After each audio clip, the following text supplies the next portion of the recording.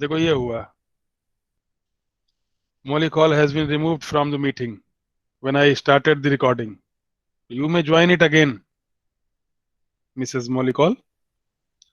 Okay, okay. Thank you. So, thank you, dear students. We are going to start the lecture on meiosis. 2 days before, we studied the mitosis, which was occurred on the somatic cells, in the somatic cells, but this is going to be happen in the sex cells. So this is botany lecture on meiosis.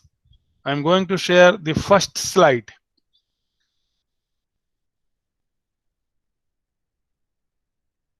See, this is the first slide.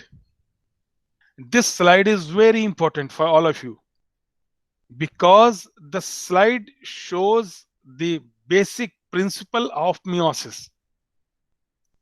Here you will see what is being happened in the meiosis first and in the meiosis two. Now listen carefully. Meiosis is a term coined by Farmer and Moore, is a specialized form of cell division in which number of chromosomes is reduced to half. इसमें chromosome का number half हो जाता है. The reduction in chromosome number is achieved by one round of DNA replication being followed by 2 rounds of chromosome segregation with no intervening round of DNA replication. आप अगर इस slide को गौर से देखेंगे तो आपको सबसे पहले, स्लाइड सबको सही से दिख रही है? किसी को कोई दिक्कत तो नहीं? अगर दिक्कत हो तो लिखो, नहीं दिक्कत है तो किसी को लिखने की जरूरत नहीं. ठीक, ये देखिए पहली स्लाइड. मियोसिस डिप्लॉयड सेल में होती है. ये G0 स्टेज है.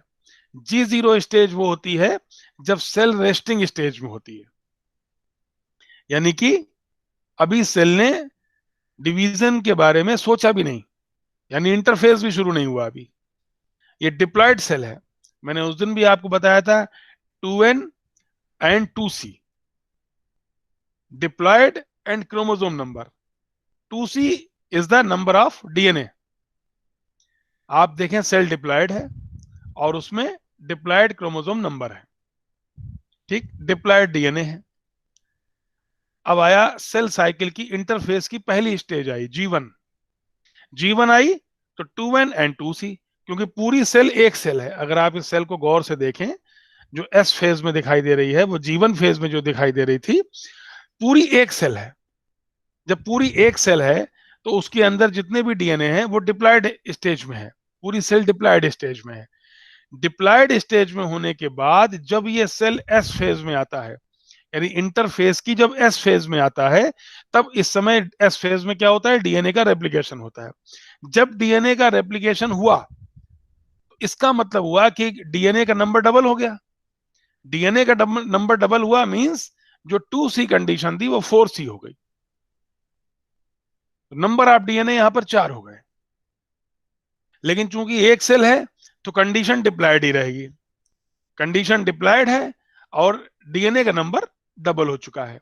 This is 2N and 4C. और इंटरफेस की लास्ट स्टेज यानी G2 स्टेज में भी आप आएंगे तो यही चीज आपको दिखाई देगी. यानी सेम कंडीशन है एस फेज में भी और G2 में भी. इसके पता लगता है कि एस फेज में डीएनए का रेप्लिकेशन हुआ. अब देखिए मियोसिस 1 में क्या हुआ. मियोसिस 1 में जो सेल है वो डिवाइड हो गई 2 में. अब सेल कैसी थी? 2N diploid. जब 2 सेल बनी तो दोनों सेल कैसी हो गई? हैप्लॉयड. N यानी क्रोमोसोम का N क्या है? क्रोमोसोम नंबर है. तो क्रोमोसोम का नंबर हाफ हो गया. ठीक, और जो डीएनए का अमाउंट है, तो जाहिर सी बात है कि जब क्रोमोसोम हाफ हुए तो उनके अंदर जो डीएनए है वो भी आधे हो गए. तो जो डीएनए डबल हो चुका था, जो 4C कंडीशन में था, वो 2C कंडीशन में पहुंच गया. अब जब 2 सेल बन गई, लेकिन आप गौर करो, अगर आप गौर करोगे तो जो क्रोमोसोम नंबर ऑफ डीएनए है, जो नंबर ऑफ डीएनए है वो पहली सेल G0 वाली सेल उसमें 2C था और अभी भी नंबर ऑफ डीएनए कितना है? 2C है. इस नंबर ऑफ डीएनए को रिड्यूस करने के लिए ही मियोसिस सेकेंड होती है. तो मियोसिस सेकेंड आप देखेंगे तो पहली सेल से 2 सेल बनी, ठीक। जब 2 सेल बनी तो जो क्रोमेटिड थे 4, वो 4 क्रोमेटिड जिनमें की डीएनए था, वो चारों क्रोमेटिड जब अलग हुए तो ये एक पूरा क्रोमोसोम बना लिया। इसलिए जो कंडीशन हैप्लॉइड थी एन, वो हैप्लॉइड ही रही। और जो 2C कंडीशन थी, वो चूंकि दोनों आधे आधे हो गए, तो इसलिए उनमें नंबर ऑफ डीएनए जो है वो हाफ हाफ हो गया। अब आप पहली सेल देखें 2N एंड 2C, और उसके बाद लास्ट वाली 4 सेल देखें तो N एंड C, यानी कि क्रोमोसोम नंबर भी आधा हो गया और अमाउंट ऑफ डीएनए भी आधा हो गया। ये मियोसिस का बेसिक कॉन्सेप्ट है। अगर ये आपकी समझ में आ गया है तो इसका मतलब है कि पूरी मियोसिस आप आसानी से समझ जाएंगे, क्योंकि बाकी बुनियादी बातें हैं। ये वो बात है जो बहुत कम जगह आपको लिखी मिलेगी, इसको समझना बहुत जरूरी है। तो ये अगर सबकी समझ में आ गया हो तो मैं अगली स्लाइड पे मूव कर सकता हूं, या आप इसको देखना चाहते हैं तो और देख सकते हैं। 2N and 2C, 2N and 2C, S phase में डीएनए का रेप्लिकेशन हुआ तो 2N एंड 4C, G2 में 2N एंड 4C। उसके बाद मियोसिस फर्स्ट हुई, यानी कि क्रोमोसोम का नंबर रिड्यूस हो गया, क्रोमोसोम यहीं पर हाफ हो गए, N and 2C, amount of DNA कितना हुआ 2C। उसके बाद जब दो सेल और बनी, मियोसिस सेकंड हुआ, जब सेल का नंबर बढ़ा तो हैप्लॉइड कंडीशन तो हैप्लॉइड ही रहेगी, क्योंकि अभी तक मियोसिस 1 के बाद जो भी है, जो मियोसिस 1 के बाद हुआ है, तो यहां पर क्रोमोसोम क्रोमेटिड के रूप में है। आप गौर से देखें, सेंट्रोमियर से जुड़े हुए हैं। लेकिन मियोसिस 2 में क्या हुआ है कि जो क्रोमोसोम है वो सब अलग अलग हो गए, यानी अब एक क्रोमेटिड कंप्लीट क्रोमोसोम हो गया। इसलिए मियोसिस 2 में क्रोमोसोम नंबर तो वही रहेगा, उसके अंदर का डीएनए भी वही रहेगा, लेकिन जो अमाउंट ऑफ डीएनए है वो रिड्यूस हो जाएगा हाफ में। तो क्रोमोसोम का नंबर हाफ हुआ मियोसिस 1 के बाद, और डीएनए का अमाउंट हाफ हुआ मियोसिस 2 के बाद। This is the basic principle, the central dogma of meiosis. I hope you all have got it. देखिए आप, यहां से और थोड़ी बात साफ होगी। Comparison of the mechanism of chromosome alignment at metaphase and separation at anaphase in meiotic division 1 and meiotic division 2. गौर से meiotic metaphase 1 को देखिए। इस समय जो क्रोमोसोम दिखाई दे रहे हैं ये क्रोमेटिड के रूप में है, सेंट्रोमियर से जुड़े हुए हैं। ये मियोटिक फर्स्ट मेटाफेज है, यानी कि मियोसिस की फर्स्ट की जो एनाफेज होगी उसमें ये क्रोमेटिड अलग अलग होंगे। ये जो क्रोमेटिड है, जो इनमें डिवीजन हो रहा है, जो 2 क्रोमोसोम आपको दिखाई दे रहे हैं, यानी कि टोटल आपको 4 स्ट्रैंड दिखाई दे रहे होंगे। 4 स्ट्रैंड का मतलब हुआ दो दो क्रोमोसोम, और एक क्रोमोसोम में 2 क्रोमेटिड। तो एक पूरा क्रोमोसोम अलग हो गया मियोटिक एनाफेज में, दूसरा पूरा क्रोमोसोम अलग हो गया मियोटिक एनाफेज में। यानी कि जब मियोसिस सेकेंड में पहुंचेगी है, तो मियोसिस सेकेंड मेटाफेज में एक क्रोमोसोम एक बाइवेलेंट के रूप में होगा, यानी एक क्रोमोसोम 2 क्रोमेटिड के रूप में होगा। और जब वही मियोटिक एनाफेज सेकेंड होगी, तो आप देखो गौर से कि एक एक क्रोमोसोम अलग होता जा रहा है, एक एक क्रोमेटिड अलग होता जा रहा है। तो इसका मतलब क्रोमोसोम नंबर तो आधे हो चुके थे, अब अमाउंट ऑफ डीएनए भी आधा होने जा रहा है। मियोसिस सेकेंड के बाद 4 स्ट्रैंड बन गए। ये डायग्राम सबसे इंपॉर्टेंट है मेरे हिसाब से।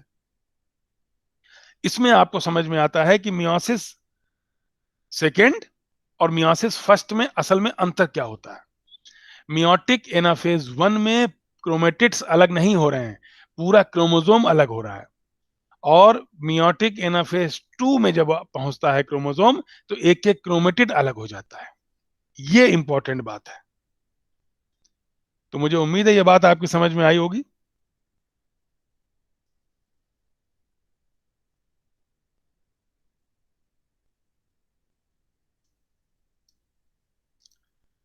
एक चीज आपने और देखा होगा कि जब प्रोफेज फर्स्ट पढ़ते हैं हम, तो प्रोफेज फर्स्ट में लेप्टोटीन पढ़ते हैं, फिर जाइगोटीन पढ़ते हैं, फिर पैक्सीटीन पढ़ते हैं, फिर डिप्लोटीन पढ़ते हैं, फिर डायकाइनेसिस पढ़ते हैं। इसमें पैक्सीटीन में क्रॉसिंग ओवर होती है। अब आप इस क्रॉसिंग ओवर को गौर से देखें। जहां पर क्रोमेटिड्स क्रॉस कर रहे हैं उसको बोलते हैं कियाज्मेटा। कियाज्मेटा से पता लगता है कि क्रॉसिंग ओवर हो रही है। तो क्रॉसिंग ओवर को पहचानना है तो कियाज्मेटा को पहचानना सीखिए। अगर कियास्मेटा आपको दिखाई दे रहा है तो क्रॉसिंग ओवर हो रही है। क्रॉसिंग ओवर का ये इससे अच्छा डायग्राम मैंने कभी नहीं देखा आज तक, बहुत अच्छा डायग्राम है।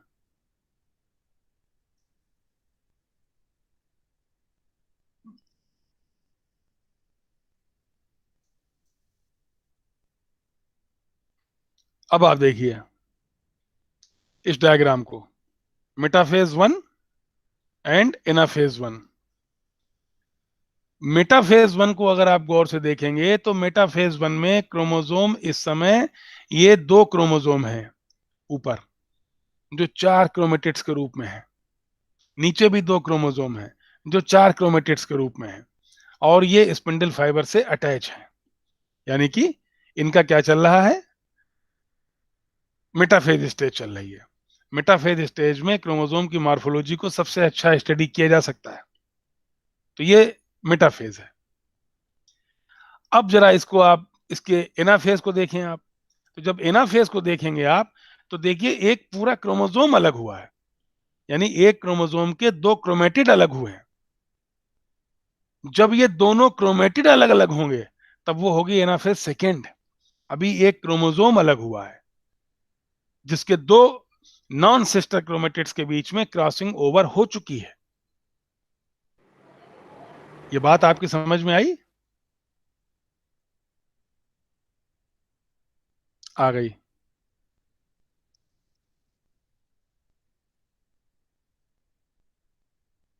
मैं एक बार फिर से इस बात को समझा देता हूं, देख लो एक बार।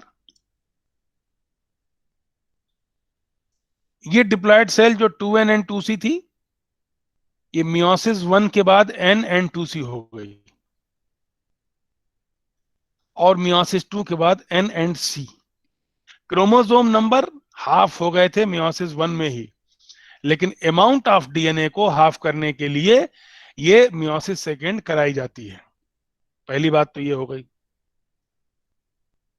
दूसरी बात, आप इसको गौर से देखें अगर, तो ये है, ये ये हिस्सा जो है ये मियोटिक एनाफेज वन है। इसमें आप गौर से देखें एक पूरा क्रोमोसोम सेपरेट हो रहा है, यानी एक क्रोमोसोम के दोनों क्रोमेटिड सेपरेट हो रहे हैं। और ये है मियोटिक एनाफेज टू। इसमें दोनों क्रोमेटिड अलग अलग हो गए हैं। पहले एक क्रोमोसोम अलग हुआ था, अब दोनों क्रोमेटिड अलग अलग हो गए हैं। इसीलिए इसमें amount of DNA, chromosome number तो हाफ हो चुका है, अमाउंट ऑफ डीएनए भी सब अलग अलग अपने अपने क्रोमेटिड में, क्योंकि अब एक क्रोमेटिड जो है वो एक पूरा क्रोमोसोम हो चुका है।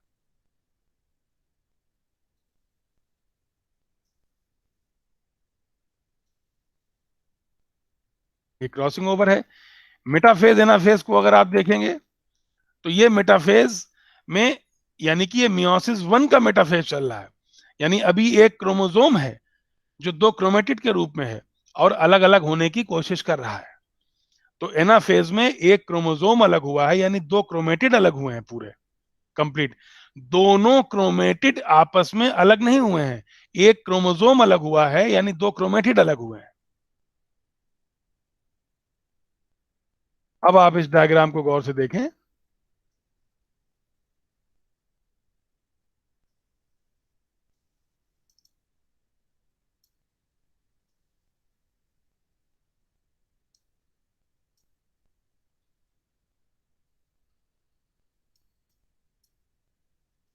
देखिए ऊपर लिखा हुआ है, मैंने इसीलिए लिख दिया, n is equal to chromosome number and c is equal to amount of DNA. अगर आप इस बात को समझ रहे हैं, अब पूरा डायग्राम बड़े गौर से देखिए।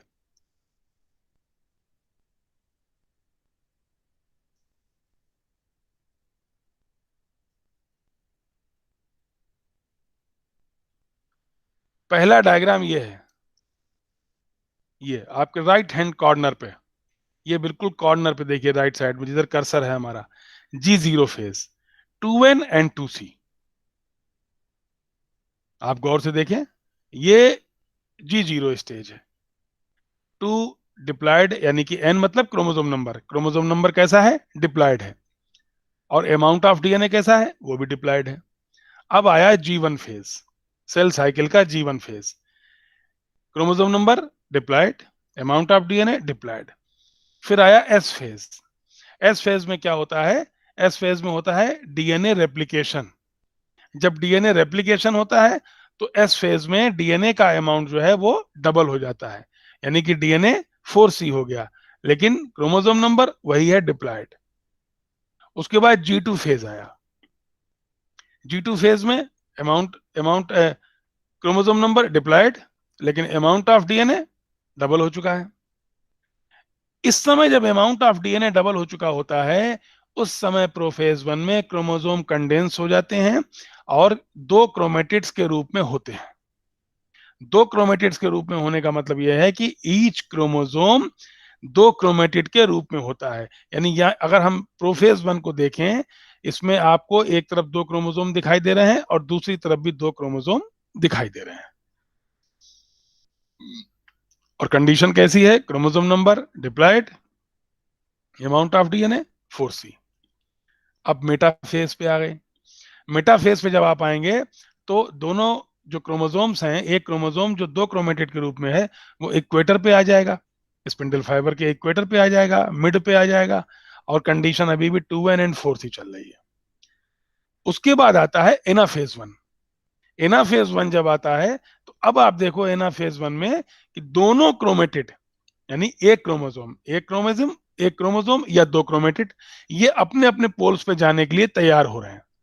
और जब अपने अपने पोल्स पे जाने के लिए तैयार हो रहे हैं तो ये कहलाता है एनाफेज 1। लेकिन चूंकि अभी भी पूरी सेल एक ही है, तो एक सेल में कितने क्रोमोसोम है? दो। तो कंडीशन कैसी है? डिप्लॉयड। लेकिन अमाउंट ऑफ डीएनए कितना है? 4। तो ये कैसा है? 4C। ठीक।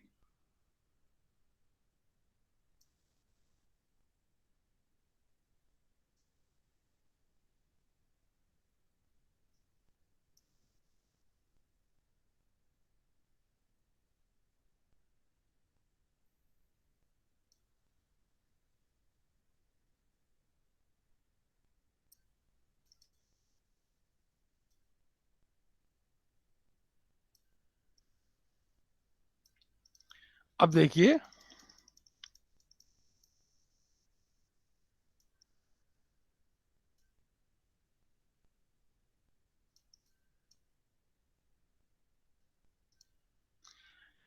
टू एन 4C एनाफेज से हम आ गए टीलोफेज 1 में।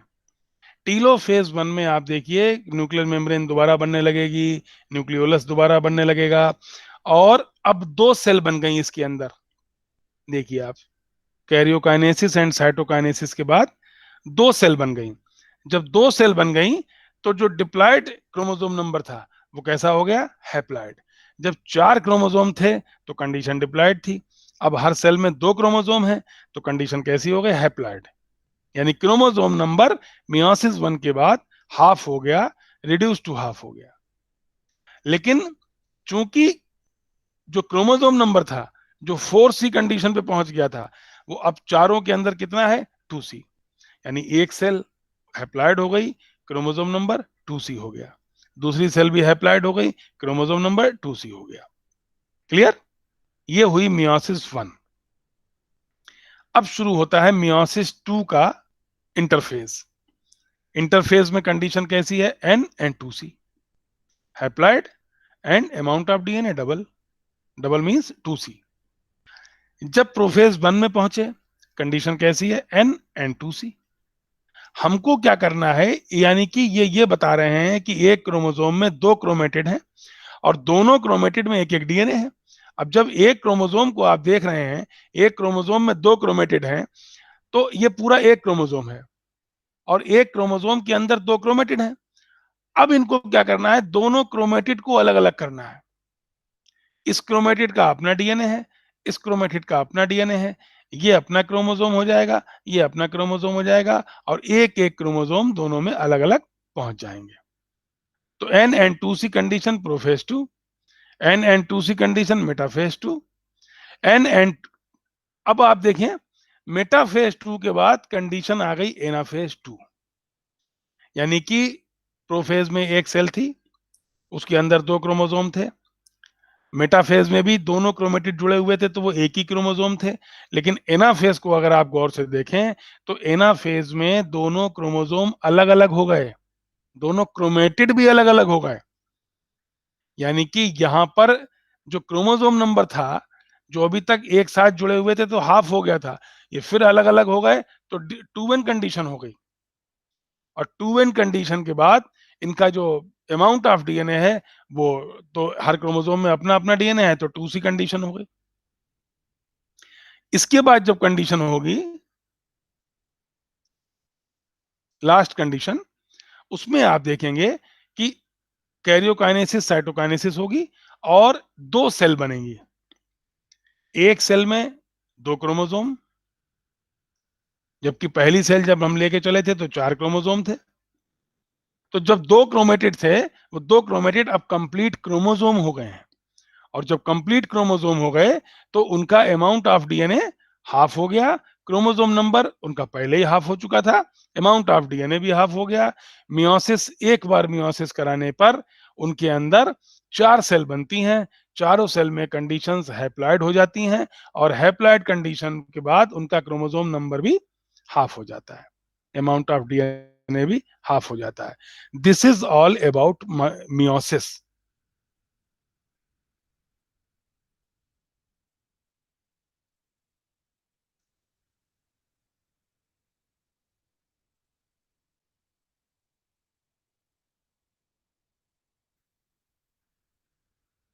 ये लास्ट स्लाइड है जिसमें हमने माइटोसिस और मियोसिस में कुछ अंतर बताने की कोशिश की है। इस अंतर बताने के लिए आप गौर से देखिए, comparison between mitosis and meiosis in animals. Mitosis की लोकेशन, माइटोसिस सब जगह होती है, all tissues. Meiosis it occurs only in sex cells, testis and ovary. Mitosis का products, diploid cells. Mitosis diploid में होती है तो डिप्लॉयड बनाएगी, हैप्लॉयड में होती है तो हैप्लॉयड बनाती है। मियोसिस में हैप्लॉयड गैमीट्स बनते हैं। DNA replication, one round of replication पर cell division, one round of replication but two cell divisions in meiosis. Duration of prophase short in mitosis. Meiosis में तो leptotene, zygotene, pachytene, diplotene, diakinesis सारी होती हैं, तो वहां पर मियोसिस की प्रोफेज लॉन्ग होती है। पेयरिंग ऑफ होमोलोगस क्रोमोसोम्स, जो जाइगोटीन में पेयरिंग होती है, माइटोसिस में नहीं होती, मियोसिस में पेयरिंग होती है। रिकॉम्बिनेशन कभी नहीं होता, बहुत रेयर है। मियोसिस में तो रिकॉम्बिनेशन ही कॉमन है, क्योंकि क्रॉसिंग ओवर नहीं होगी तो मियोसिस किस बात की फिर। Relationship between daughter cells genetically identical, and meiosis में चूंकि वेरिएशन होता है, क्रॉसिंग ओवर होती है, तो these cells are genetically different. So this is all about meiosis. Once again I prepared it from the book life sciences. मैं एक बार फिर से आपको सारा नजारा दिखा देता हूं। This is meiosis. गौर से इस स्लाइड को देख लीजिए आप, और स्लाइड देखने के बाद आपको पता लगेगा कि बेसिक कॉन्सेप्ट है क्या। ये जो 2n एंड 2c वाला कॉन्सेप्ट है, ये आपको अपने दिमाग में रखना होगा हर बार, क्योंकि 2n 2c वाला कॉन्सेप्ट अगर आपने नहीं रखा तो आपकी जो कैलकुलेशन है उसमें कुछ दिक्कतें हो जाएंगी। तो मियोसिस का ये वाला डायग्राम बनाना बहुत जरूरी है। इसमें आप G0 स्टेज में आप देखेंगे तो आपको दिखाई देगा कि क्रोमोसोम शॉर्ट एंड कंडेंस होने की कोशिश कर रहे हैं। जीवन में भी यही कंडीशन है, लेकिन एस फेज में जब आते हैं तो हर क्रोमोसोम डिप्लॉयड कंडीशन में हो जाता है, यानी कि उनका अमाउंट ऑफ डीएनए डबल हो जाता है, तो वो क्रोमेटिड्स के रूप में हो जाते हैं। यही क्रोमेटिड आगे चल करके सेपरेट हो जाते हैं। तो पहले पूरा बाइवेलेंट एक पूरा क्रोमोसोम अलग होगा, और मियोसिस 2 में फिर एक एक क्रोमोसोम, जो एक एक क्रोमेटिड है वो पूरा एक एक क्रोमोसोम अलग हो जाएगा।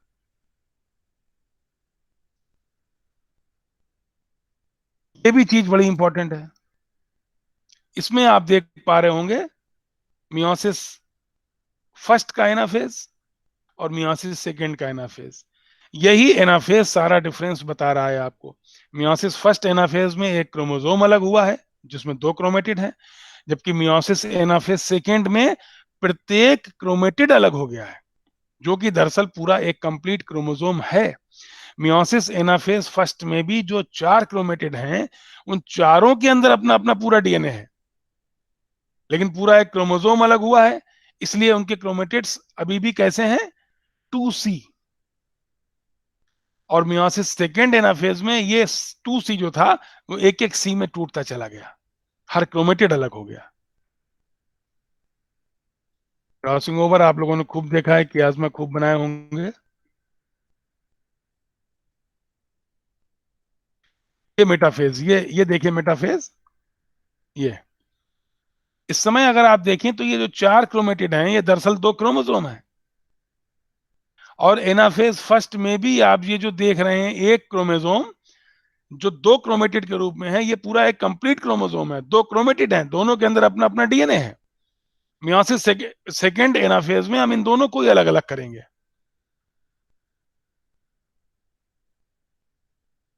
ये पूरी एक स्कीम है, ये एक डायग्राम से आप पूरी मियोसिस दिखा सकते हैं बड़ी आसानी से।